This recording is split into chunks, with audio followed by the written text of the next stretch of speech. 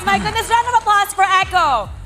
Kailangan natin balikan yung final moment. Kaya binigay ko yung mic kay Benny Cutie dahil ikaw ang isa sa mga nagpapanalo ng game nyo today. So balikan natin yung moment na yun.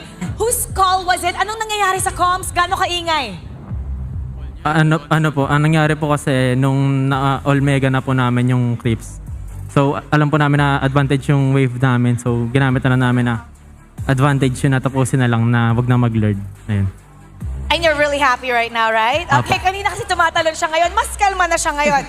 Carl TZ naman, nung tinalo nyo yung RSG, nag-ano kayo? Si Demon Kite went to you, congratulated you. Ano sinabi niya sa'yo?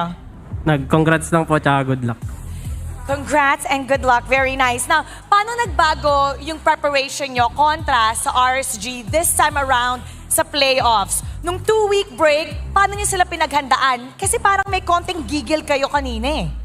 Ano po, yung paghahanda po namin, parehas pa rin po. Tapos siguro iba lang yung gigil namin ngayon. Ang dami na kasi nilang sinasabi. Oh, okay.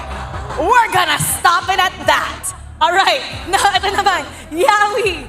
Yawi! Last time na interview kita, sabi mo, masaya ka dahil nakuha nyo yung playoff spot. It's not a first round exit. Ngayon, ano yung pakiramdam? Huwag mo gagamitin yung word na masaya. Ano yung pakiramdam na one win away na lang ang Echo from becoming M4 representatives of the Philippines? Ano po, nakakaiyak po kasi sobrang dami pong pinagdadaanan ng team namin ngayon. Tapos, ano rin po, yung panalo po talaga namin na to para po sa mga binawian po ng buhay ng mga mahal po namin sa buhay. Kasi sobrang dami po naging problema talaga. Tapos, ginabayan pa rin po kami ni Lord para maging mas matatag po kami. Pwede mo bang i-share sa amin kung ano yon at paano nyo siya na-handle? Ano po, parang yung time na yung lolo po ni Sanford, lola, tapos yung, ay, bawal po ata sabihin.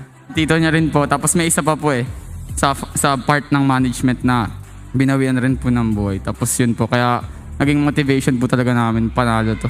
And it's evident that you're very motivated. Ngayon, kahit anong mangyari sa inyo, sinusuportahan pa rin kayo ng mga fans nyo.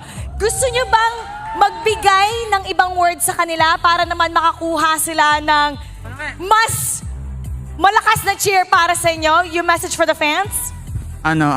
Salamat sa suporta nyo and lalo na yung mga galing pa sa malalayo. Naging worth it yung biyahe nyo kahit ilang oras kasi para sa inyo itong panalo na to. Para sa inyo ang panalong ito. And now, we're gonna break things down for you and head on over to our analyst.